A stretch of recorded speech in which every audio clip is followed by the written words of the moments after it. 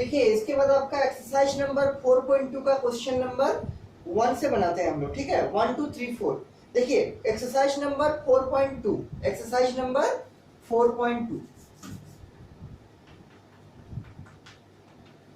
Question number 1 के ऊपर में क्या लिखा है देखिए, पढ़िए, बुक खोलिए, देखिए। देखिए ऊपर में लिखा है आपका using the property of determinant, using the property of determinants and without expanding, बिना एक्सपेंड किए हुए, एक्सपेंड आपको नहीं करना डिटरमिनेंट का, डिटरमिनेंट को, ठीक। जो प्रॉपर्टी पहले पढ़े थे उन्हीं प्रॉपर्टी के आधार पर आपको इन डिटरमिनेंट को प्रूव करना है। पहला नंबर क्वेश्चन देखिए क्या है, पहला नंबर क्वेश्चन, ठीक। देखिए क्या है पहला नंबर क्वेश्चन, बोलता है कि पहला जो कॉलम है उसमें है एक्स वाई और जेड, सेकंड जो कॉलम है उसमें है ए बी और सी, और थर्ड जो कॉलम है उसमें क्या है, उसमें है एक्स प्लस ए, बुक में देखिए वाई प्लस बी और जेड प्लस सी, और बराबर क्या दिखाना है, बराबर आपको 0, ये इसको प्रूव करना है, ठीक। लेकिन इसको एक्सपेंड करके प्रूव नहीं करना है। ये मत समझिए कि इसको आप कोई भी एक रो के अराउंड या कोई भी एक कॉलम के अराउंड इसको एक्सपेंड कर देंगे, सिंपल सा A11 इंटू M11 टाइप का, और प्रूव कर देंगे, तो ऐसा करना नहीं है। क्यों? क्वेश्चन के ऊपर में लिखा हुआ क्या, विदाउट एक्सपेंडिंग, बिना एक्सपेंड किए इसको 0 प्रूव करना है। किसका हेल्प से, property of determinant, property of determinant. तो अभी तक हम लोग मेनली 3 प्रॉपर्टी पढ़े हैं, मेनली 3 प्रॉपर्टी पढ़े हैं, ठीक। तो उन्हीं तीनों प्रॉपर्टी के आधार पर देखते हैं बनता है कि नहीं, बनता है कि नहीं। तो कोई भी चीज को प्रूव करने का सबसे पहला प्रोसेस क्या है, जो आपका गिवन रहेगा उसका जो एलएचएस है वहां से शुरू करेंगे और आरएचएस को लाने का कोशिश करेंगे, ठीक। तो प्रूफ में क्या लिखेंगे, देखिए प्रूफ में सबसे पहले क्या लिखते हैं, एलएचएस बराबर, एलएचएस बराबर क्या है, एलएचएस ये वाला एलएचएस है आपका जो गिवन है, क्या है, यहाँ है एक्स, यहाँ है वाई, यहाँ है जेड, यहाँ है ए, यहाँ है बी और यहाँ है सी, और यहाँ क्या है देखिए, यहाँ है x प्लस ए, थर्ड कॉलम में y प्लस बी और z प्लस सी, ठीक। अब देखिए क्या करेंगे, अब देखिए क्या करेंगे।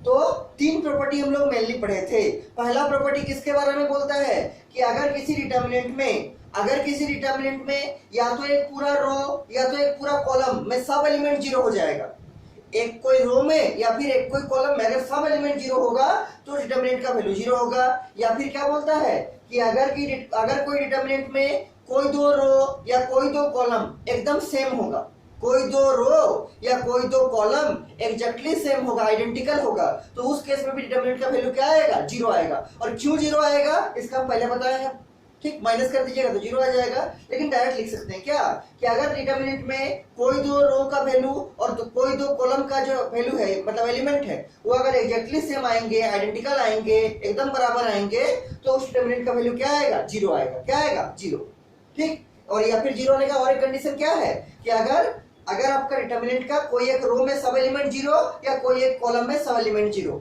तब भी आपका जो डिटरमिनेंट होगा उसका वैल्यू क्या होगा, 0 होगा। देखिए इसको हमको 0 प्रूव करना है, इसलिए आपको हम 0 वाला प्रॉपर्टी बताए, ठीक, 0 वाला प्रॉपर्टी बताए। देखिए कैसे इसको करेंगे, तो यहाँ है मेरा x, यहाँ y, यहाँ z। अगर आप रो 1 को देखिएगा तो रो 1 का फर्स्ट एलिमेंट में है x, रो 2 मतलब R2 का फर्स्ट एलिमेंट में है y और R3 का फर्स्ट एलिमेंट में है z, फिर है ABC और यहाँ है x प्लस है, y plus b, z plus c, ठीक। अब देखिए अगर हम ऐसा करेंगे कि ये कौन सा है, ये आपका थर्ड कॉलम है, C3 है। अगर हम C3 को C2 में घटाएंगे तो क्या होगा, C3 को C2 में घटाएंगे मतलब C2 को लाएंगे और C3 में घटा देंगे। देखिए क्या लिखना चाहते हैं, हम लिखना चाहते हैं C3 एरो देखिए C3 माइनस C2 क्या होता है देखते हैं रफ में करके। तो C3 का पहला एलिमेंट ये आपका C3 है, ये आपका C2 है। C3 का पहला एलिमेंट कौन है, x प्लस ए, और C2 का पहला एलिमेंट कौन है, a। तो क्या करेंगे, x plus A minus of A, minus C2 करना है मतलब माइनस ऑफ ए, तो ये a इससे कट जाएगा, यह क्या बचेगा, x। उसी तरह C3 का सेकंड एलिमेंट कौन है, y प्लस बी, और C2 का सेकंड एलिमेंट कौन है, b। तो क्या लिखना है, y plus B minus of B, क्यों, C3 माइनस C2 करना है, तो क्या होगा, y plus B minus of B, तो ये माइनस बी, ये प्लस बी से कट जाएगा, क्या बचेगा, यहाँ y। उसी तरह यहाँ क्या बचेगा, z। तो यहाँ बचा x, यहाँ बचा y, यहाँ बचा z, और यहाँ पर देखिए x है, y है, z है। इसका मतलब जब आप इस ऑपरेशन को यहाँ लगाइएगा तब आपका C3 का वैल्यू आ जाएगा एक्स वाई जेड और C1 का भी वैल्यू आ जाएगा एक्स वाई और जेड। मतलब आपका C1 और C3 एकदम सेम होगा। आर सेम या आर आइडेंटिकल लिख सकते हैं। और अगर कोई दो रो या कोई दो कॉलम किसी डिटरमिनेंट में एकदम सेम होता है तो उसका रिजल्ट क्या आता है? जीरो। प्रॉपर्टी नंबर 1 बताए थे हम पहले भी, क्या आएगा? जीरो। ठीक, तो जीरो आ जाएगा। करेंगे। ठीक, क्या करना है? C3 minus C2। देखिए, तो कौन चेंज करेगा? C3 चेंज करेगा। कौन चेंज नहीं करेगा? तो C1 और C2 चेंज नहीं करेगा। तो C1 और C2 को ऐसे लिखते हैं, ये x है, ये y है, ये z है, ये पूरा C1 है। और C2 में क्या है? ये a है, ये b है और ये c। और C3 कैसे चेंज करेगा? तो C3 का फर्स्ट एलिमेंट माइनस C2 का फर्स्ट एलिमेंट। देखिए, C3 का फर्स्ट एलिमेंट है x प्लस है, ये C3 उसका फर्स्ट एलिमेंट माइनस क्या? C2। तो ये C2 है, उसका फर्स्ट एलिमेंट क्या है? a। तो C3 माइनस C2। उसी तरह C3 का सेकंड एलिमेंट क्या है? y plus B minus C2 का सेकंड एलिमेंट कौन है? b। तो माइनस b लिख दिए। उसी तरह C3 का, ये आपका C3 है, थर्ड कॉलम है, उसका थर्ड एलिमेंट क्या है? z plus c। तो z प्लस c माइनस क्या करना है? C2। तो C2 का थर्ड एलिमेंट, ये C2 है, इसका फर्स्ट एलिमेंट हो गया, सेकंड एलिमेंट हो गया, अब क्या करना है? Third element. तो C2 का थर्ड एलिमेंट कौन है? C। तो क्या लिखेंगे? Minus of c।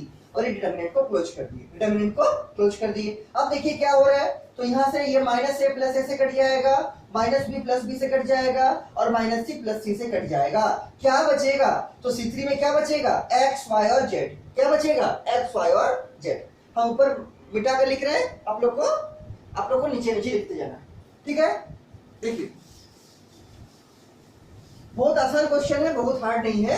ये आपका मोस्ट प्रोबेबली 2 मार्क्स के क्वेश्चन में पूछा जा सकता है। 4 मार्क्स में तो नहीं देगा इतना इजी, लेकिन 2 मार्क्स में पूछा जा सकता है। 2 मार्क्स में या फिर 1 मार्क्स में, ठीक है। और इसको बनाने के लिए हार्डली आपको 2 मिनट या 1-1.5 मिनट 2 मिनट चाहिए, उससे ज्यादा टाइम इस सब में नहीं लगाना है, ठीक। 2 मार्क्स के जो भी क्वेश्चन होंगे उसमें हार्डली 2 से 3 मिनट आप टाइम लगा सकते हैं, उससे ज्यादा उसमें टाइम नहीं देना है, ठीक है। नहीं तो आपको 6 मार्क्स का क्वेश्चन सॉल्व करने में बाद में टाइम नहीं मिलेगा, टाइम का आपके पास शॉर्टेज हो जाएगा, ठीक है। ठीक, अब देखिए जो लिखा है, जो आया है उसको नीचे लिखते हैं, ठीक है, सिंप्लीफाई करके। तो इसके नीचे आप लोग क्या लिखिएगा, हम ऊपर में लिख रहे हैं। देखिए क्या आया है, पहला column X Y Z, second column A B C, और थर्ड कॉलम में क्या आया? X Y Z, X Y Z आ गया, ठीक। इसके नीचे क्या लिख देना है? इसके नीचे लिख देना है बराबर, क्या होगा? देखिए यहाँ पर कॉलम 1 को देखिए ऑब्जर्व करके, यहाँ पर भी है x, यहाँ y, यहाँ z, और कॉलम 3 C3 में भी देखिए x y z है। इसका मतलब इस डिटरमिनेंट में हम दो कॉलम को एकदम बराबर दिखा दिए, दो कॉलम को आइडेंटिकल दिखा दिए, दो कॉलम को सेम दिखा दिए। और प्रॉपर्टी नंबर 1 क्या बोलता है कि अगर कोई डिटरमिनेंट में कोई दो रो या फिर कोई दो कॉलम एकदम सेम होगा तो उस डिटरमिनेंट का वैल्यू क्या आएगा? 0। तो यहाँ क्या लिखेंगे? बराबर देके 0। लेकिन साइड में बताना पड़ेगा क्या कि since C1 and C3 are क्या? are same। इसको साइड में आपको लिखना जरूरी है कि since C1 and C3, ये है आपका C1, ये है आपका C3, आर क्या है? सेम है, दोनों बराबर है या दोनों आइडेंटिकल है, इसीलिए क्या लिखेंगे? बराबर 0। और ये आपका क्या आ गया? ये आपका RHS आ गया। देखिए बुक में RHS क्या दिया है? 0 के बराबर प्रूफ करना है, तो ये आपका RHS आ गया और ये आपका क्या हो गया? ये आपका प्रूफ हो गया। क्या हम इस पे एक्सपेंड किए? क्या हम इस डिटरमिनेंट पे एक्सपेंड करके बनाए? आंसर नहीं एक्सपेंड किए, बिना एक्सपेंड करके ही बनाए। कैसे? कि इस प्रॉपर्टी का हेल्प से कि अगर कोई डिटरमिनेंट में या तो कोई दो रो या फिर कोई दो कॉलम एग्जैक्टली बराबर होगा तो उस डिटरमिनेंट का वैल्यू क्या आएगा? 0। उस डिटरमिनेंट का वैल्यू क्या आएगा? 0। ठीक, यहाँ पर देखिए C1 को, तो C1 में भी XYZ है और C3 मतलब थर्ड कॉलम में भी XYZ, वही लिखे। Same C1 and C3 are same, वो दोनों क्या है? बराबर है। बराबर क्या लिख दिए? 0। क्यों? क्योंकि दोनों सेम है। और पहले बताया था दोनों सेम होने से क्या आएगा? रिजल्ट 0 आएगा। और यही क्या हो गया? RHS प्रूफ हो गया। ये आपका क्वेश्चन नंबर 1 था, बहुत आसान क्वेश्चन था, ठीक। ऐसे ही बनेगा क्वेश्चन नंबर 2, सिमिलर वे में बनेगा क्वेश्चन नंबर 2। और इस समय अगर आपको कहीं पर भी डाउट होगा समझने में तो हमको तुरंत पूछिएगा कि सर हमको इस क्वेश्चन में डाउट है, ठीक। चुप नहीं रह जाना है कि नहीं पूछना है, ऐसा बात नहीं है। आप तुरंत पूछिएगा अगर किसी क्वेश्चन में आपको डाउट होगा। इसके बाद देखिए क्वेश्चन नंबर 2, 4.2 एक्सरसाइज का क्वेश्चन नंबर 2 क्या है? इसी टाइप का क्वेश्चन देखिए, a minus B, b minus C और c माइनस ए, ठीक। उसके बाद क्या है? सेकंड कॉलम में b माइनस सी और c माइनस ए और क्या है a माइनस बी, और थर्ड कॉलम में क्या है c minus a minus B और b माइनस सी। और इसको किसके बराबर दिखाना है, इसको भी 0 के बराबर दिखाना है।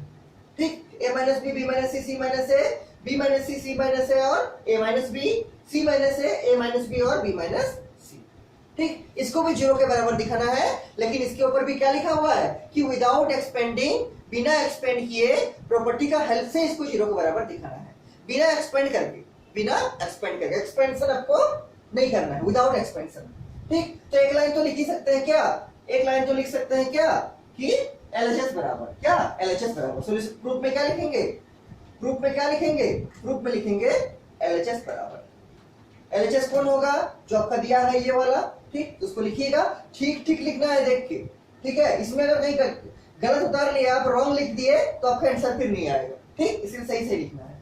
क्या होगा a minus B, b minus C और c माइनस ए। यहां हो जाएगा b माइनस सी, यहां हो जाएगा c माइनस ए और यहां हो जाएगा a माइनस बी। यहां हो जाएगा c माइनस ए, यहां हो जाएगा a माइनस बी और यहां हो जाएगा b माइनस सी। ठीक, सबको लिख दिए। अब देखिए कैसे करेंगे, इसमें भी कोशिश वही करेंगे कि या तो मेरा कोई एक रो या कोई एक कॉलम में पूरा 0 आ जाए, तब डिटरमिनेंट का वैल्यू 0 आ जाएगा, या फिर इस डिटरमिनेंट का कोई दो रो या कोई दो कॉलम आइडेंटिकल हो जाए, मतलब सेम हो जाए, एग्जैक्टली बराबर हो जाए, तब डिटरमिनेंट का वैल्यू क्या आएगा 0। तो 0 लाने का दो प्रोसेस है मेरे पास, या तो हमको इसका कोई एक रो को या कोई एक कॉलम का हर एक एलिमेंट को 0 लाना पड़ेगा, तब डिटरमिनेंट का वैल्यू 0 आएगा, या फिर क्या कि इसका कोई दो रो या कोई दो कॉलम को सेम दिखाना पड़ेगा, तब भी 0 आएगा। और किसके हेल्प से करेंगे, using the property of determinant. किसके हेल्प से, using the property of determinant. Determinant का जो 3 प्रॉपर्टी अभी तक पढ़े हैं उसी का हेल्प से बनाने का कोशिश करते हैं। देखिए कैसे करेंगे, सोचना जरूरी है, सोचने से आपका माइंड थोड़ा बढ़ेगा। ठीक है, आपका माइंड डेवलप करेगा कि आपको कैसे क्वेश्चन को डील करना है। सोचिए कैसे करेंगे इसको, कैसे करेंगे कि मेरा इसका जो आंसर आए 0 आए, और लास्ट में ब्रेक नहीं करना है, विदाउट एक्सपेंशन लिखा हुआ, बिना एक्सपेंड किए इसको 0 के बराबर दिखाना है। जैसा भी क्वेश्चन नंबर 1 किए थे वैसे ही बनेगा। सोचिए क्या करेंगे, तो बड़ा आसान है। देखिए ऑब्जर्व करके पहले देखते हैं हम लोग, अगर हम लोग इससे इसको जोड़ते हैं और इससे इसको जोड़ते हैं, क्या होता है देखिए, अगर इन तीनों को जोड़ेंगे आपस में तो क्या होगा, ये माइनस बी प्लस बी से कट जाएगा, ये माइनस सी प्लस सी से कट जाएगा, और ये प्लस ए माइनस ए से कट जाएगा। ठीक, तो सब कट गया तो क्या आ गया 0। उसी तरह अगर इसको जोड़ते हैं क्या होगा, देखिए ये प्लस बी ये माइनस बी से कट जाएगा, ये माइनस सी प्लस सी से कट जाएगा, ये माइनस ए प्लस ए से कट जाएगा, ये भी 0 आ गया पूरा। इसको देखिए अगर जोड़ेंगे तो क्या होगा, तो ये प्लस सी ये माइनस सी से कटेगा, ये माइनस से प्लस ए से कटेगा, ये माइनस बी प्लस बी से कटेगा, मतलब 0 आएगा। क्या आएगा 0। लेकिन ये सबको जोड़ने का प्रोसेस क्या लिखना पड़ेगा, ये सबको जो जोड़ेंगे क्या प्रोसेस लिखना पड़ेगा, मतलब हम क्या कर रहे हैं, हम किसका वाइज जोड़ रहे हैं, हम रो वाइज जोड़ रहे हैं। क्या लिखना पड़ेगा हमको R1, ऐसे R1 एरो देखे क्या लिखेंगे, R1 plus R2 plus R3, तब ना होगा। देखिए कैसे होगा, तो R1 ये है, R2 ये है, R3 ये है, और हम ऐसे ऐसे जोड़े हैं। इसका मतलब क्या है, हम R1 का पहला एलिमेंट को पकड़ेंगे, कौन है a माइनस बी, उसमें क्या जोड़ेंगे R2 का पहला एलिमेंट b माइनस सी, और उसमें क्या जोड़ेंगे R3 का पहला एलिमेंट मतलब c माइनस ए, और जो रिजल्ट आएगा तीनों को जोड़ने के बाद, तीनों का मतलब किसको, R1 का पहला एलिमेंट को, R2 का पहला एलिमेंट को और R3 का पहला एलिमेंट को, उसको कहां लिखेंगे, उसको लिखेंगे R1 का पहला एलिमेंट का प्लेस में। क्यों, चेंज तो मेरा R1 हो रहा है। उसके बाद क्या करेंगे, उसके बाद क्या करेंगे, R1 का सेकंड एलिमेंट में जोड़ेंगे क्या, R2 का सेकंड एलिमेंट और R3 का सेकंड एलिमेंट, और कहां लिखेंगे उसको, जो आएगा रिजल्ट उसको लिखेंगे R1 का सेकंड एलिमेंट का प्लेस मतलब यहां पर। उसके बाद क्या करेंगे, R1 का थर्ड एलिमेंट में जोड़ेंगे, R2 का थर्ड एलिमेंट और R3 का थर्ड एलिमेंट, और जो रिजल्ट आएगा उसको कहां लिखेंगे, उसको लिखेंगे R1 का थर्ड एलिमेंट का प्लेस मतलब यहां पर लिखेंगे। कोई दिक्कत नहीं होना चाहिए। ठीक है, देखिए अब जोड़ के लिखते हैं, जोड़ के लिखते हैं। तो पहले ऑब्जर्व करना है आपको, पहले आपको ऑब्जर्व करना है, तब यह ऑपरेशन आपका लिखाएगा। ठीक, तब यह ऑपरेशन आपका लिखाएगा। और ऑब्जर्व कैसे कीजिएगा, रफ में बना के या सोच के, रफ में बना के या फिर सोच के। ठीक, देखिए और लिखते हैं, तो R1 चेंज करेगा, R2 R3 चेंज नहीं करेगा, तो R1 चेंज करेगा। कैसे, सबको जोड़ेंगे, तो R1 का पहला एलिमेंट ये है a माइनस बी, तो पहले लिखेंगे क्या a minus B plus plus क्या R2, R2 में कौन है, R2 का ये पूरा R2 है, उसका पहला एलिमेंट को लेंगे, पहला एलिमेंट कौन है b माइनस सी, फिर प्लस क्या R3, तो ये पूरा R3 है। R3 का पहला एलिमेंट कौन है, C माइनस ए, तो क्या C माइनस ए। ये R1 का पहला एलिमेंट का प्लेस में आया। अब R1 का नेक्स्ट एलिमेंट का प्लेस ये वाला, तो क्या करेंगे, R1 का सेकंड एलिमेंट को पकड़ेंगे, कौन है, B माइनस सी, क्या लिखेंगे B माइनस सी, प्लस R2 का सेकंड एलिमेंट C माइनस ए, प्लस R3 का सेकंड एलिमेंट ये R3 है, उसका सेकंड एलिमेंट कौन है, A माइनस बी, तो A माइनस बी। ठीक उसी तरह से R1 का थर्ड एलिमेंट कौन है, C माइनस ए, प्लस R2 का third element A minus B, उसी तरह से प्लस क्या R3 का थर्ड एलिमेंट कौन है, B माइनस सी। ये आपका R1 पूरा कंप्लीट हो गया। चूंकि R1 ही चेंज करना है, R2 R3 चेंज नहीं करना है, तो R2 और R3 को ऐसे ही कॉपी करके लिख देंगे जैसा आपका लिखा हुआ है। क्या है, ये पूरा R2 है, तो लिख देंगे उसको क्या, B minus C, C minus A, और क्या A माइनस बी। कोई प्रॉब्लम नहीं होना चाहिए इसमें। और ये R3 है आपका, R3 में क्या है, C minus A, A minus B, और B माइनस सी। ठीक, इसको लिख दी। इसके बाद क्या करेंगे, जो R1 बनाना लिखे हैं हम जोड़ के उसको सॉल्व करेंगे। तो देखिए सॉल्व करने से क्या आएगा, ये प्लस है, ये माइनस से कटेगा, ये प्लस सी माइनस सी से कटेगा, और प्लस बी माइनस बी से कटेगा। उसी तरह यहाँ देखिए R1 का सेकंड एलिमेंट में प्लस बी माइनस बी से कटेगा, माइनस सी प्लस सी से कटेगा, और माइनस ए प्लस ए से कटेगा। उसी तरह R1 का थर्ड एलिमेंट देखिए, ये प्लस सी, ये माइनस सी से कटेगा, प्लस बी माइनस बी से कटेगा, प्लस ए माइनस ए से कटेगा। तो यहाँ भी सब कट गया, जीरो आएगा, यहाँ भी सब कट गया, जीरो आएगा, और यहाँ भी सब कट गया, क्या आएगा, जीरो आएगा। ठीक, अब देखिए लिखते हैं इसको बराबर, इक्वल टू देके चलना है, ठीक है, बराबर। क्या लिखेंगे, यहाँ लिख देंगे जीरो, और फिर जो है लिखेंगे क्या है, बी माइनस सी और सी माइनस ए। उसके बाद क्या है, यहाँ भी जीरो है, जीरो लिख देंगे, और यहाँ क्या है, सी माइनस ए है, और ए माइनस बी। उसके बाद यहाँ भी जीरो आ गया, सब कट गया, जीरो लिख देंगे, और ये a माइनस बी था तो a माइनस बी लिख देंगे, और b माइनस सी है तो b माइनस सी लिख देंगे। अब बोलिए इसका वैल्यू क्या आएगा, आराम से बोल सकते हैं, अगर आपको प्रॉपर्टी नंबर 1 याद है, क्या आएगा इसका वैल्यू, इसका वैल्यू आएगा जीरो। क्यों जीरो आएगा, क्योंकि इसका रो 1 में ऑब्जर्व कीजिए, रो 1 R1 में R1 का तीनों एलिमेंट जीरो है। R1 का पहला एलिमेंट भी जीरो, सेकंड एलिमेंट भी जीरो, और थर्ड एलिमेंट भी जीरो। तो अगर आप R1 के इसको अराउंड एक्सपेंड करेंगे, हालांकि एक्सपेंड करना नहीं है, आपको डायरेक्ट जीरो लिखना है। जीरो लिखने का कारण लिखना है, क्या लिखेंगे, कारण साइड में क्या लिखेंगे, सिंस, क्या लिखेंगे, since all the elements in R1 are zero. Since क्या लिखेंगे, ऑल द एलिमेंट्स ऑफ क्या R1 आर क्या, are zero, ZERO are zero. क्या लिखे, सिंस में, और इसको साइड में लिख के रख दीजिए ऐसा करके सिंस में, ताकि एग्जामिनर समझ जाए कि R1 का सब एलिमेंट जीरो है, तो इसलिए इसका रिजल्ट क्या आएगा, जीरो। क्या लिखे, since all the elements of R1, first row का सब एलिमेंट जीरो है, आर जीरो, देयरफॉर इसका रिजल्ट क्या आएगा, जीरो। क्या आएगा, जीरो। ठीक, कैसे आएगा इसका जीरो, अगर कोई पूछेगा तो क्या बोलना है कि अगर हम इसको R1 के अराउंड एक्सपेंड करेंगे तो फॉर्मूला क्या है, A11 into M11 minus A12 into M12 plus A13 into M13। चूंकि जितना उसका एलिमेंट है A11 इंटू M11, तो यहाँ पर A11 भी जीरो, A12 भी जीरो, A13 भी जीरो, तो माइनर चाहे कुछ भी हो, इसका रिजल्ट क्या आएगा, जीरो आएगा। क्या आएगा, जीरो। लेकिन एक्सपेंशन करना नहीं है क्योंकि यही प्रॉपर्टी है। ठीक, तो इसके नीचे क्या लिख दिए, क्योंकि एक रो में जीरो आ गया तीनों एलिमेंट, इसलिए क्या आएगा इसका रिजल्ट जीरो। लेकिन साइड में मेंशन करना है क्या, since all the elements of R1 are zero. Since all the elements of R1 are क्या, जीरो।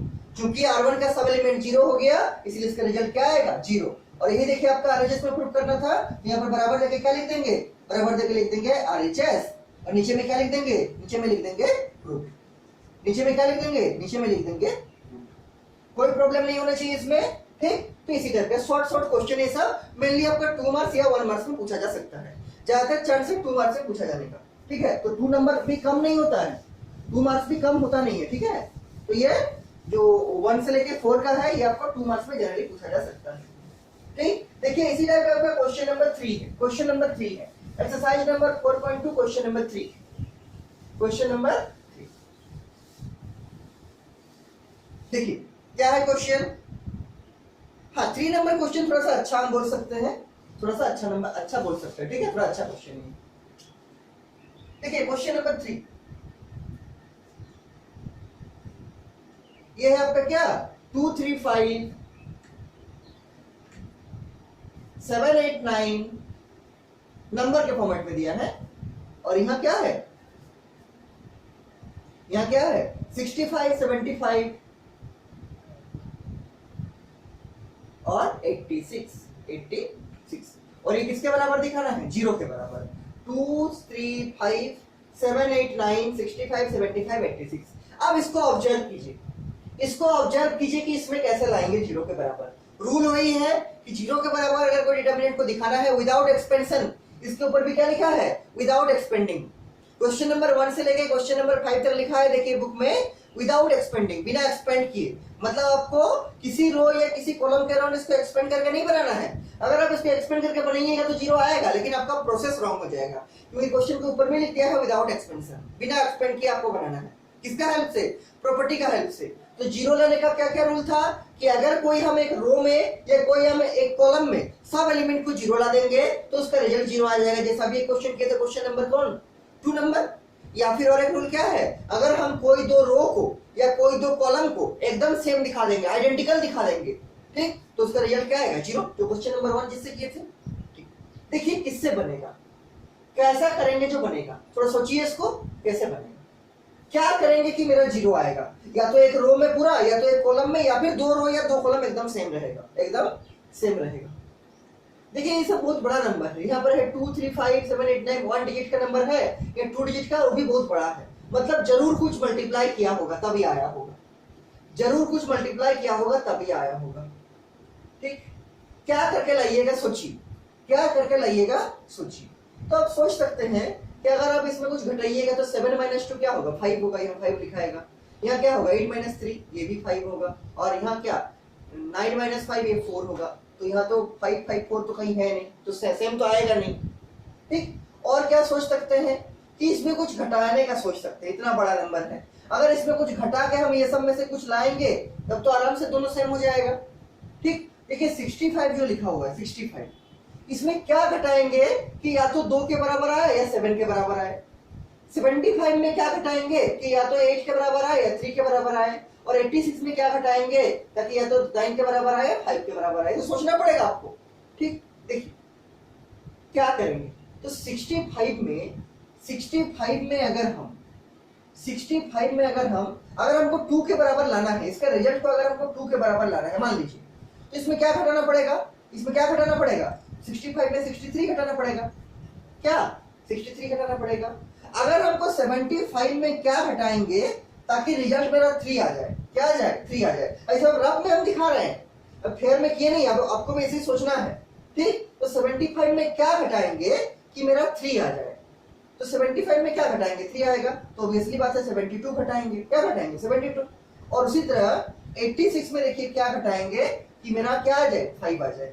तो 86 में 81 घटाएंगे तो 5 आएगा, क्या आएगा 81 घटाएंगे। और अगर ये आ जाएगा तब इसको कहाँ लिखेंगे, इसके जगह पर 2 लिखेंगे, इसके 75 की जगह पर 3 लिखेंगे और 86 की जगह पर 5 लिखेंगे। और यहाँ पर ऑलरेडी 2 3 5 है, और यहाँ पर भी अगर 2 3 5 हो जाएगा तो ये जो कॉलम है फर्स्ट कॉलम और जो थर्ड कॉलम है C1 और C3 बराबर हो जाएगा। जैसे बराबर होगा हम क्या लिख देंगे, इसका वैल्यू क्या आएगा 0 आएगा।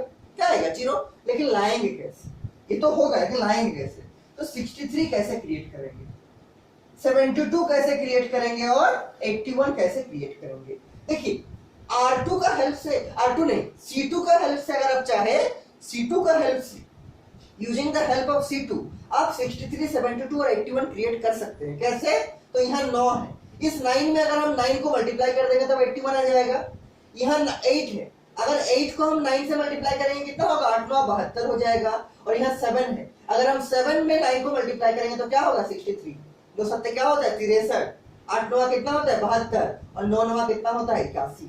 मतलब हमको क्या लिखने का मन है, हम लिखना चाहते हैं क्या कि ये जो C3 है, तो C3 की जगह तो C3 लिखेंगे, एरो देंगे, यहाँ भी C3 लिखेंगे और माइनस देके क्या लिखेंगे इसको मतलब किसको, हम इसमें मल्टीप्लाई करना चाहते हैं किससे, इसको भी 9 से मल्टीप्लाई करेंगे तो 9 7 कितना होगा 63, इसको भी 9 से मल्टीप्लाई करेंगे तो 9 8 हो जाएगा 72 और इसको भी 9 से मल्टीप्लाई करेंगे मतलब 9 9 हो जाएगा 81।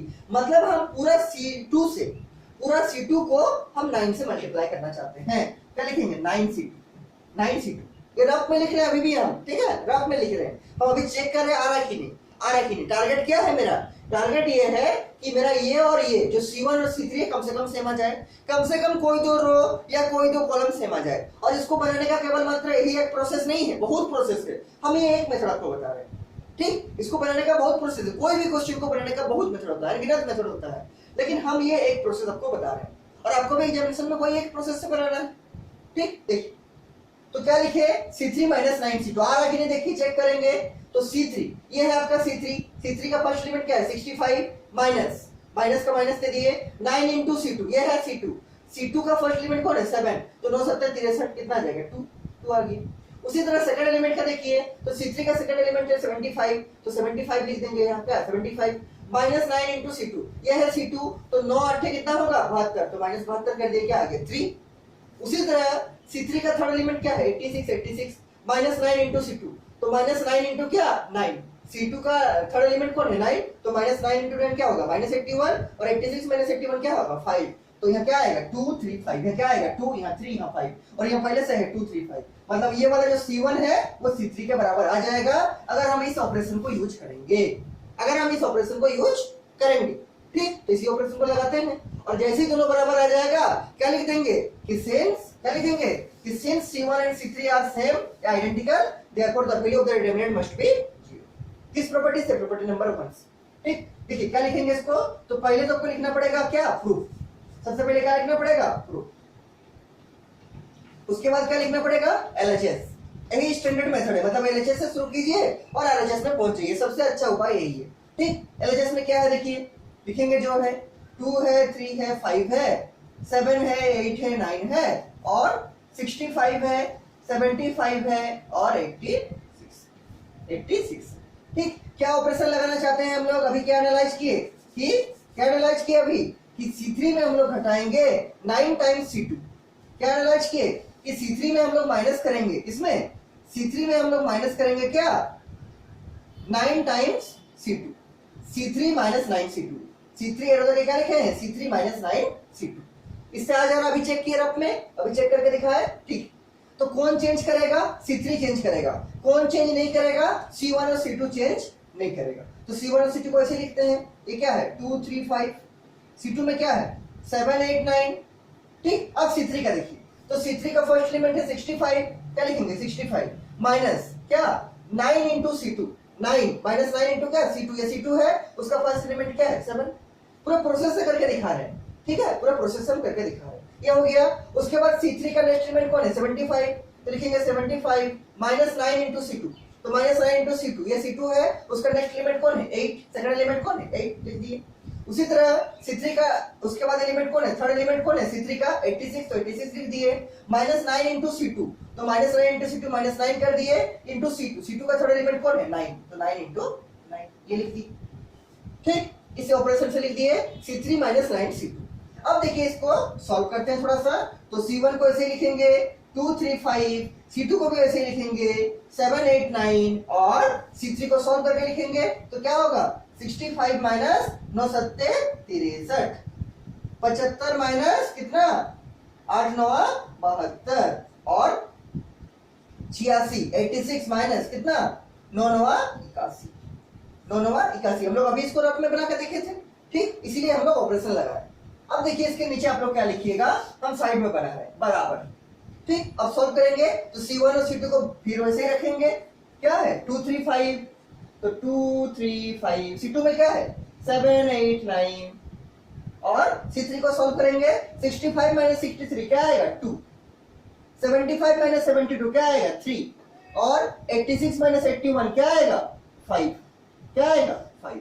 और अब ध्यान से देखिए, अब ध्यान से देखिए इसका जो C1 है और इसका जो C3 है वो एग्जैक्टली बराबर है, ठीक। तो इसका वैल्यू क्या आ जाएगा, इसका वैल्यू आ जाएगा 0, लेकिन साइड में क्या लिखना पड़ेगा ब्रैकेट में, साइड में क्या लिखना पड़ेगा कि since C1 and C3 are identical और सेम, ठीक। क्या लिखेंगे since C1 and C3 are क्या आर आइडेंटिकल, मतलब सेम आर आइडेंटिकल, इसको लिख के ब्रैकेट बंद कर दीजिए, ठीक। तो चूंकि C1 और C3 एग्जैक्टली बराबर है, यहाँ पर भी पहला एलिमेंट 2 है, 3 है, 5 है, यहाँ पर भी पहला एलिमेंट 2 है, फिर 3 है, फिर 5। मतलब C1 और C3 जैसे ही बराबर हो गया, इसका वैल्यू क्या आ जाएगा 0, और इसके नीचे क्या लिख देंगे बराबर क्या RHS, बराबर क्या RHS, और ये क्या हो गया आपका, ये हो गया आपका प्रूफ। क्या हो गया आपका प्रूफ। ठीक, तो थोड़ा आपको सोचना पड़ेगा। ये जो ऑपरेशन आप लगाइएगा, जैसे यहाँ पे लगाए क्या C3 एरो देके C3 - 9C2, इसको थोड़ा सोच के लगाना है, ये अपने मन से थोड़ी आ जाएगा, थोड़ा सोच के लगाना है। और कैसे जल्दी सोच पाइएगा, जब आप घर में ज्यादा प्रैक्टिस कीजिएगा तो आपका माइंड खुलेगा धीरे धीरे।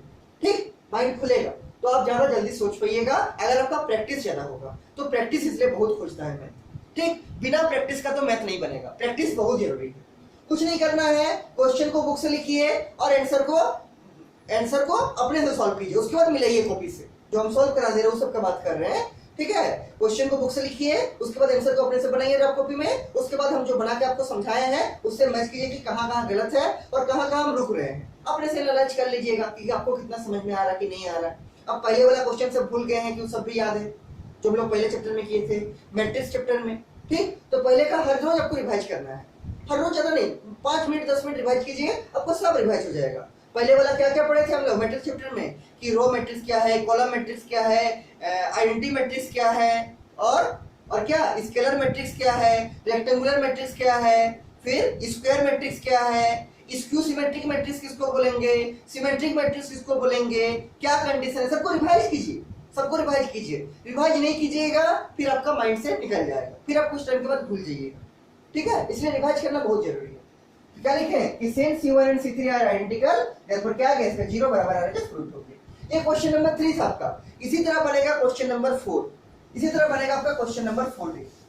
क्वेश्चन नंबर 4, ठीक, लिखिए क्वेश्चन नंबर 4 बुक से, क्वेश्चन नंबर 4। और हम ये सब जो जो लिखा रहे हैं डेली का, हम जो जो लिखाएंगे, जो जो हम अपने लिखेंगे बोर्ड में आपको समझाने के लिए लिखाएंगे, और जो हम आपको होमवर्क देंगे सबको लिख के डेली डेली हमको भेजते रहिएगा, ताकि हम आपका चेक कर पाए कि आप लोगों का कहाँ कुछ मिस्टेक है कि नहीं, सही से लिख पा रहे हैं कि नहीं। ठीक, तो डेली डेली आप लोग भेजिएगा, जो भी हम लिखाएंगे समझाएंगे क्लास में उसको भी भेजिएगा, और जो हम होमवर्क देंगे उसको भी भेजिएगा। भेजने में तो कोई दिक्कत नहीं है। ठीक है, उसको भेजिएगा ताकि हम चेक कर पाए कि आप लोग का सही से आप लोग लिख पा रहे हैं कि नहीं। ठीक है, राइटिंग ठीक है कि नहीं, सब हम देख सके, इसीलिए देखिए। इसके बाद क्वेश्चन नंबर 4, क्वेश्चन नंबर 4 में देखिए क्या बोलता है। इसमें भी ऊपर में वही लिखा है क्या कि without expansion using the property of determinant proof this. क्या प्रूफ करना है, देखिए ये है 1 1 1 फर्स्ट कॉलम में, सेकंड कॉलम में है आपका क्या BC, फिर CA, और फिर AB, और थर्ड कॉलम में देखिए क्या है A into B plus C, A into B plus C, और फिर क्या है B into C plus A, और फिर क्या है C into A plus B, C into A plus, और ये बराबर क्या लिखा हुआ है, बराबर लिखा हुआ आपका 0, बराबर क्या लिखा हुआ है 0। क्वेश्चन को ऊपर मिला लेते हैं 1 1 1 BC CA AB, और ABC है, और यहाँ पर B plus C, C plus A और A plus B है। देखिए कैसे करेंगे इसको, तो वही बात कि राइट साइड में 0 प्रूफ करना है, और विदाउट एक्सपेंशन लिखा हुआ, बिना एक्सपेंड किए, मतलब प्रॉपर्टी का यूज से बनाना है, प्रॉपर्टी का यूज से। तो 0 डालने का 2 मेथड बताए थे आपको, या तो पूरा एक रो में आप 0 ले आइए, या पूरा एक कॉलम में 0 ले आइए, तब भी आपका क्या हो जाएगा डिटरमिनेंट का वैल्यू 0, या फिर कोई दो रो को या कोई दो कॉलम को आइडेंटिकल दिखा दीजिए, मतलब सेम दिखा दीजिए, तब भी आपका क्या हो जाएगा 0, क्या हो जाएगा 0। ठीक, तो प्रोसेस शुरू करने का क्या है उपाय, इसको हम प्रूफ लिखेंगे सबसे पहले, फिर क्या लिखेंगे LHS, कहां से स्टार्ट करेंगे LHS, और कहां पहुंचने का कोशिश करेंगे RHS, मतलब 0 लाने का। देखिए LHS में क्या है, तो पहला कॉलम में है 1 1 1, सेकंड कॉलम में है BC CA और AB, और थर्ड कॉलम में है A into B plus C, फिर B into C plus A, और फिर C into A plus B। ठीक, C into A plus, ये है आपका क्वेश्चन। अब देखिए इसको कैसे करना है, थोड़ा सोचना पड़ेगा आपको, हर एक क्वेश्चन में आपको थोड़ा ऑब्जर्वेशन करना पड़ेगा, तब ना आप ऑपरेशन लगाइएगा। बिना ऑब्जर्व किए कैसे ऑपरेशन लगाइएगा, तो पहले आपको ऑब्जर्वेशन करना ही पड़ेगा। देखिए क्या ऑब्जर्वेशन करेंगे, तो 2 टारगेट होना चाहिए मन में, क्यों, क्योंकि ऊपर लिख दिया एक्सपेंड तो करना नहीं है। ठीक, तो 2 टारगेट रहना चाहिए 0 लेने के लिए, पहला या तो कोई एक रो 0 आ जाए, या कोई एक कॉलम 0 आ जाए, और दूसरा या तो कोई 2 रो सेम आ जाए, या कोई 2 कॉलम सेम आ जाए, तब भी क्या हो जाएगा 0। देखिए क्या करेंगे, तो एक काम तो कर सकते हैं, ये चूंकि ब्रैकेट के बाहर लिखा है कॉमन लेके इसको मल्टीप्लाई तो कर ही सकते हैं कि स्टेप में, तो एक बार मतलब ये मल्टीप्लाई करके देखते हैं क्या आएगा। क्या होगा, A B plus A C, B C plus C B A और C A plus C B. इसको ब्रैकेट को ओपन करते हैं किसमें, रो 3 में। ठीक, तो कर ही सकते हैं, देखते हैं क्या होता है। 1 1 1 हो गया। यहाँ क्या है, यहाँ है बी सी, यहाँ है सी ए और यहाँ है ए बी। ठीक, यहाँ क्या होगा, a इंटू बी प्लस सी है तो क्या होगा, A B plus A C. क्या होगा, A B plus A C, A B plus A C. यहाँ क्या होगा, B C plus B A, B C plus B A. और यहाँ क्या होगा, C A plus C B, C A plus C B. कोई दिक्कत नहीं होनी चाहिए आपको। यहाँ क्या है, ए बी प्लस ए सी, यहाँ क्या है, बी सी प्लस बी ए। ठीक, और यहाँ क्या है, सी A plus C B, C A plus C B. ठीक, अब देखिए एक चीज, क्या किया, कुछ नहीं किया, बस मल्टीप्लाई कर दिया जो मेरा क्वेश्चन में दिया था। ठीक, अब एक चीज देखिए, जो आपका कॉलम 3 है उसको थोड़ा ऑब्जर्व कीजिए। यहाँ पर ए बी है, यहाँ ए सी है, और एक टर्म छूटा हुआ लग रहा है, कौन, बी सी। ए बी है, ए सी है, बी सी नहीं है। यहाँ बी सी है, ए बी है, बी ए का मतलब क्या है, ए बी है, और सी ए नहीं है, मतलब ए सी नहीं है। और यहाँ क्या है, यहाँ पर आपका क्या है, सी ए है, सी बी है, लेकिन ए बी नहीं, ए बी नहीं है। तो अगर हम इसमें यहाँ देखिए बी सी नहीं है, यहाँ पर लग रहा है, 3 चीज है ना आपका, ए बी और सी। क्या है, ए है, बी है, सी है। एक बार ये दोनों को मल्टीप्लाई करके लिखेंगे ए बी, एक बार ये दोनों को मल्टीप्लाई करके लिखेंगे बी सी, और एक बार ये दोनों को मल्टीप्लाई करके क्या लिखेंगे, ए सी या सी। आगे पीछे हो सकता है बोले से मल्टीप्लाई में। ठीक है, तो तीनों को जब हम ध्यान से देखें तो यहाँ पर ए बी है, यहाँ पर ए सी भी है, यहाँ बी सी नहीं, लेकिन बी सी इसके सामने में है। तो अगर हम इसमें इसको जोड़ देंगे इसमें, तो यहाँ पर तीनों आ जाएगा, ए बी भी आ जाएगा, ए सी भी आ जाएगा, बी सी भी आ जाएगा। इसको देखिए C3 का सेकंड एलिमेंट को, क्या है, बी सी है, बी ए है, बी ए भी बराबर है, तो बी सी भी है, बी ए मतलब ए बी है। ए सी नहीं है, लेकिन ए सी यहाँ पर है। सी ए का मतलब क्या है, ए सी, आगे पीछे हो सकता है टर्म का। ठीक, तो सी ए का मतलब ए बी है। तो अगर हम इसको यहाँ जोड़ देंगे तो यहाँ पर भी तीनों बन जाएगा, ए बी बनेगा, बी सी बनेगा और ए सी बनेगा। ठीक, अब C3 का थर्ड एलिमेंट को देखिए, सी ए है, देखिए सी ए कहाँ गया, ये सी ए का मतलब कौन, ए सी, सी ए का मतलब कौन, ए सी है। सी बी है, सी बी, ये सी बी है, सी बी का मतलब कौन, बी सी। सी बी बराबर किसका होगा, बी सी के बराबर। तो ये भी है, ये भी है, ये भी है, केवल क्या नहीं है, ए बी नहीं है, लेकिन उसी के सामने लिखा हुआ है ए बी। तो अगर हम ए बी को यहाँ जोड़ देंगे तो यहाँ पर भी तीनों का सम आ जाएगा, इसका और इसका। और तीनों में देखे कि इसमें भी तीनों आ गया, इसमें भी तीनों आ गया, इसमें भी तीनों आ गया, और तीनों में सेम आ गया, तो हम तीनों को कॉमन बाहर कर सकते हैं। क्या, A B plus B C plus A C को बाहर कर देंगे, और जैसे ही बाहर कर देंगे यहाँ क्या बचेगा, 1, यहाँ क्या बचेगा, 1, यहाँ क्या बचेगा, 1, और यहाँ पहले से है 1 1 1। तो आप C1 को और C3 को जैसे ऑब्जर्व कीजिएगा तो C1 में तो पहले से 1 1 1 है, और C3 में कुछ ऑपरेशन लगा के इसको जैसे ही कॉमन कर देंगे तो यहाँ भी 1, यहाँ भी 1, यहाँ भी 1 आ जाएगा, तो C1 बराबर C3 हो जाएगा। और मतलब हम क्या दिखा दिए कि इसका जो C1 है C3 के बराबर है, और अगर कोई डिटर्मिनेंट में कोई दो कॉलम या कोई दो रो बराबर होते हैं तो उसका वैल्यू क्या आएगा, 0, तो 0 आ जाएगा, 0 आ जाएगा। लेकिन करना होगा, अभी उसको करना होगा। देखिए करेंगे क्या, बोले इसको इसमें जोड़ेंगे, इसका मतलब क्या करेंगे कि C3 को चेंज करेंगे, किसको, C3 को। कैसे लिखेंगे, तो C3 एरो देके क्या लिखेंगे, C3 plus C2, C3 plus C2। ये आपको ऑब्जर्व करके लिखना है, ये आपको ऑब्जर्व करके ही लिखना है, अपने मन से ये नहीं आएगा, आपको रफ में करना पड़ेगा कि हम क्या क्या कर सकते हैं, क्या क्या कर सकते हैं। देखिए C3 में C2 को जोड़ देंगे, इसमें भी जोड़ेंगे, इसमें भी जोड़ेंगे। ठीक, देखिए जोड़ के लिखते हैं क्या होगा, बराबर। देखिए तो C1 और C2 चेंज होगा, नहीं चेंज होगा क्योंकि C1 C2 तो नहीं चेंज हो रहा है। तो C1 को ऐसे लिखेंगे 1 1 1, C2 भी ऐसे लिखाएगा BC CA और AB। और अब देखिए C3 कैसे चेंज होगा, तो ये है आपका C3 का फर्स्ट एलिमेंट किससे ऐड होगा, C2 का फर्स्ट एलिमेंट से। तो C3 का फर्स्ट एलिमेंट क्या है, यहाँ देखिए AB plus B, AB plus क्या है, AB प्लस AC। इसमें क्या जोड़ेंगे, C2 का फर्स्ट एलिमेंट, ये आपका C2 है, उसका फर्स्ट एलिमेंट क्या है, BC, क्या है, BC। उसी तरह C3 का सेकंड एलिमेंट ये वाला है, उसमें C2 का सेकंड एलिमेंट को जोड़ेंगे, तो C3 का सेकंड एलिमेंट कौन है, BC प्लस BA। इसमें क्या जोड़ेंगे, C2 का सेकंड एलिमेंट कौन है, CA, कौन है, CA। उसी तरह C3 का थर्ड एलिमेंट कौन है, CA प्लस CB। इसमें क्या जोड़ेंगे, C2 का थर्ड एलिमेंट मतलब AB, क्या, AB।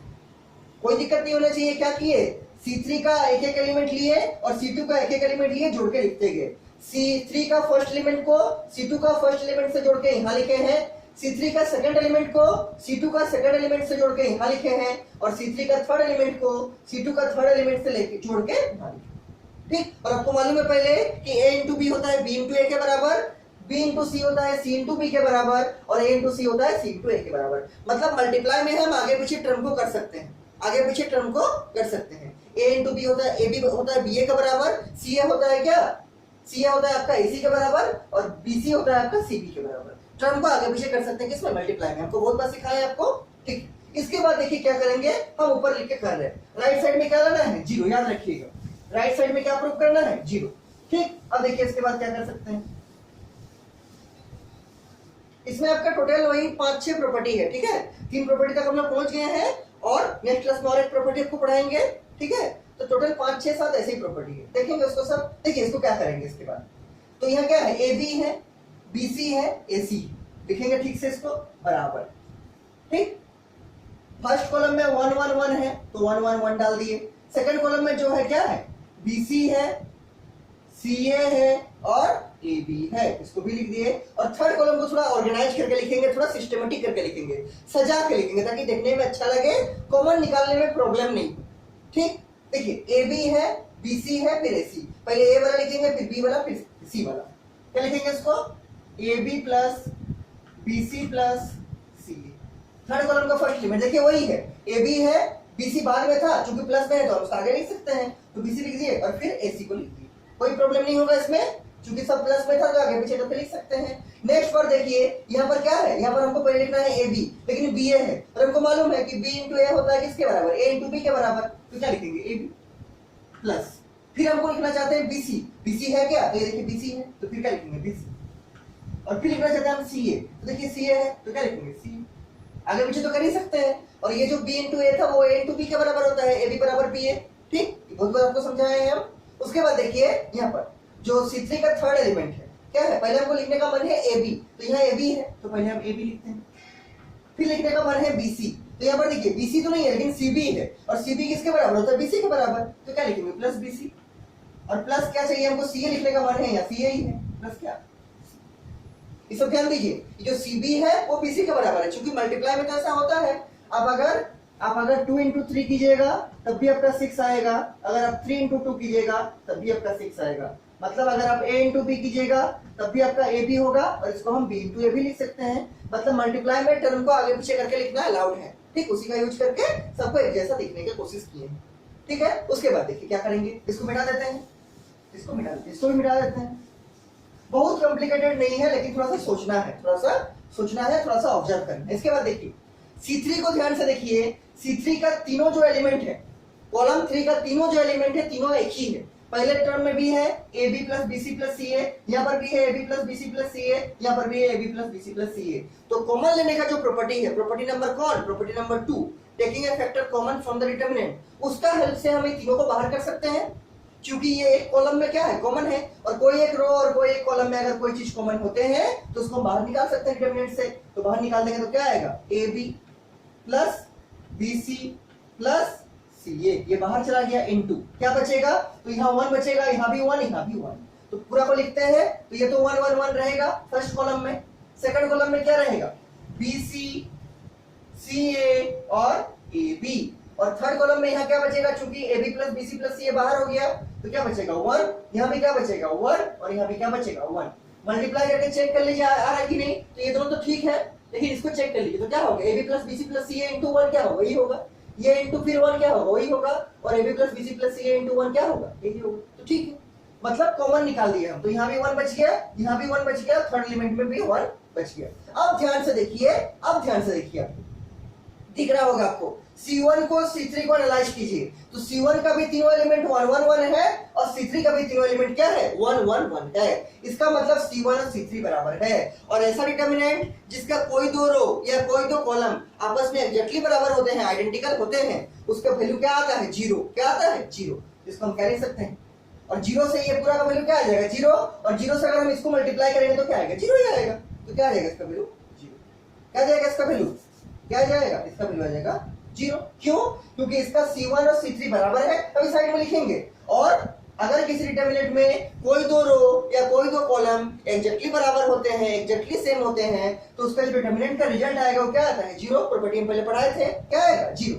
ठीक, तो अगर ये जीरो आ जाएगा तो ये पूरा मल्टीप्लाई है इसके साथ, डिटर्मिनेंट के साथ, और अगर ये जीरो आ जाएगा तो जीरो इंटू ये क्या हो जाएगा? जीरो ही हो जाएगा। तो रिजल्ट क्या आ जाएगा? जीरो।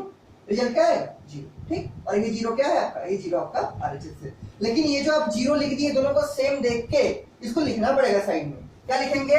कि same C1 and C3 are क्या? आइडेंटिकल या फिर एग्जैक्टली सेम, आर आइडेंटिकल। इसको साइड में आप मेंशन कर दीजिएगा जरूर याद से, कि चूंकि C1 और C3 आपका आइडेंटिकल है या लिख सकते हैं एग्जैक्टली सेम है, इसीलिए इसका वैल्यू क्या हो जाएगा? जीरो। और जीरो इंटू दिस क्या हो जाएगा? जीरो। जीरो इंटू दिस क्या हो जाएगा? जीरो। ठीक, और ये आपका RHS है, और ये आपका क्या हो गया? ये आपका प्रूफ। ये आपका क्या हो गया? ये आपका प्रूफ हो गया। तो आपका क्वेश्चन नंबर 4 है। तो क्वेश्चन नंबर 1 2 3 4 हो गया। 5 तो हम पहले ही करा दिए हैं, 5 हम पहले ही करा दिए हैं। अब देखिए इसके आधार पर आपका और एक क्वेश्चन जो इसमें बनेगा बुक का, आपका बनेगा एग्जाम्पल नंबर 12। एग्जाम्पल नंबर 13 हम कराए हैं, ठीक है, एग्जाम्पल नंबर 13 हम कराए हैं। इसके बाद आप होमवर्क लिखिए एग्जाम्पल नंबर 12। बड़ा आसान क्वेश्चन है, ठीक है, उसको बनाकर हमको भेजिएगा, और जितना लिखाए हैं सब कुछ लिख के भी हमको भेजिएगा। ठीक, एग्जाम्पल नंबर क्या? Example number 12। ये बन जाएगा आपसे, और अगर नहीं बनेगा तो आप फिर समझाएंगे, लेकिन जरूर ट्राई करना है। ऐसा ही क्वेश्चन है, क्या लिखा है? विदाउट एक्सपेंडिंग प्रूफ दैट, बिना एक्सपेंड किए प्रूफ करना है। एग्जाम्पल नंबर 12 देखिएगा, आपका बनेगा। ठीक, पेज नंबर 116 में है एग्जाम्पल नंबर 12। ठीक है, इसको बनाइएगा और सबको लिख के हमको भेजिएगा, हम चेक करेंगे आपका सब सही है कि नहीं। ठीक है, और अगर इस सब में कुछ भी डाउट होगा तो हमको पूछिएगा, हम फिर से समझा देंगे। ठीक।